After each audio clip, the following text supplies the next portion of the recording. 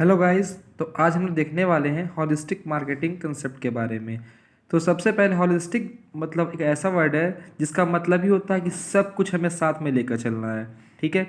तो holistic marketing हमारा concept ये कहता है कि बिजनेस का जितने भी फैक्टर्स हैं, जितने भी पार्ट्स हैं, उन सभी को एक सिंगल एंटिटी के रूप में लिया जाना चाहिए। ठीक है। हॉलिस्टिक मार्केटिंग के बारे में पढ़ लेते हैं हम लोग। Holistic marketing is a business marketing philosophy.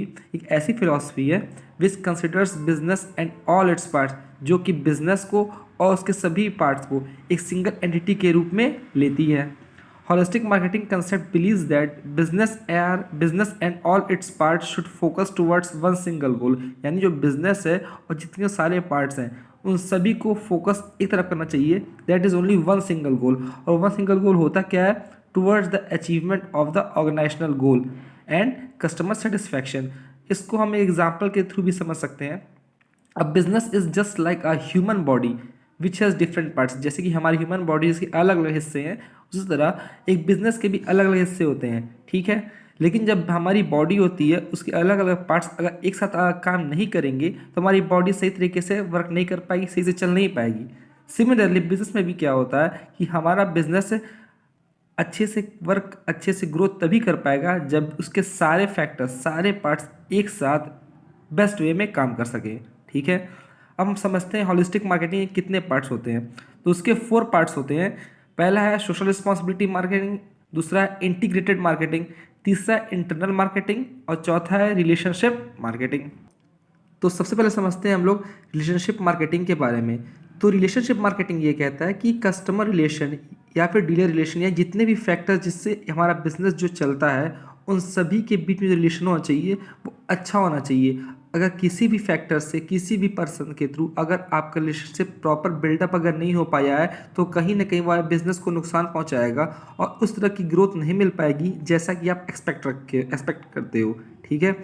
दूसरा लिखा हुआ है इंटीग्रेटेड मार्केटिंग। इंटीग्रेटेड मार्केटिंग मतलब ये होता है कि जितने भी चैनल्स हैं उन सभी का जो फोकस है वो एक तरफ होना चाहिए। जैसे कि सपोज करो आप इंस्टाग्राम पे, फेसबुक पे, स्नैपचैट पे हर जगह अपने बिजनेस की मार्केटिंग कर रहे हो और हर जगह अलग अलग आइडियाज़ बता रहे हो, तो उससे आपका बिजनेस सही डायरेक्शन में आगे नहीं बढ़ पाएगा और इवेंचुअली रिजल्ट ये होगा बिजनेस आपका फ्लॉप हो जाएगा।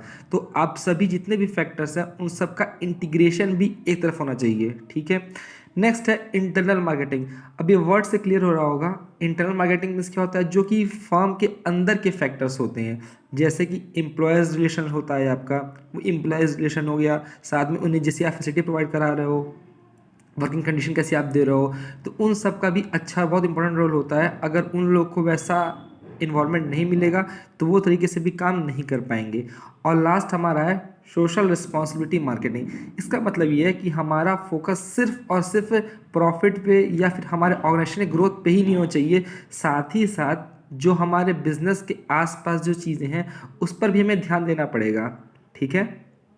हमारी रिस्पॉन्सिबिलिटी बनती है कि जिस तरह हम बिज़नेस के आसपास के रिसोर्सेज के रिलेशन कर रहे हैं तो साथ ही साथ हम उनके लिए भी कुछ ऐसा करें ताकि हमें उन फैक्टर्स से भी मदद मिल सके, साथ ही साथ उनका भी ग्रोथ हो सके। यही मतलब हो गया सोशल रिस्पॉन्सिबिलिटी मार्केटिंग का। लाइक आप कह सकते हो कि जितने भी वेस्ट मटेरियल्स आपके फैक्ट्री से निकल रहे हैं, ऑर्गेनाइजेशन से निकल रहे हैं, वो गलत जगह फ्लो ना करें। सेकेंडली जो लोग आसपास के हैं उन्हें आप एम्प्लॉयमेंट प्रोवाइड करो। यानी अल्टीमेटली जो आसपास के फैक्टर्स हैं, रिसोर्सेज हैं, पीपल हैं, उन्हें भी आप ग्रोथ के लिए आगे बढ़ाओ। ठीक है। लास्टली होलिस्टिक मार्केटिंग का मतलब यही है, सबका साथ और सबका विकास। यानी जितने भी फैक्टर्स हैं अगर सब साथ चलेंगे तो सबका ही ग्रोथ होगा और हमारा बिजनेस जो है वो अच्छे लेवल पे आगे बढ़ता जाएगा। होलिस्टिक मार्केटिंग यही कहता है कि हमें संपूर्ण तरीके से हर एक फैक्टर्स पे, एवरीथिंग, जितने भी फैक्टर्स हैं उन सभी के ऊपर ध्यान देना है जिससे हमारे फर्म की अच्छे से ग्रोथ हो सके।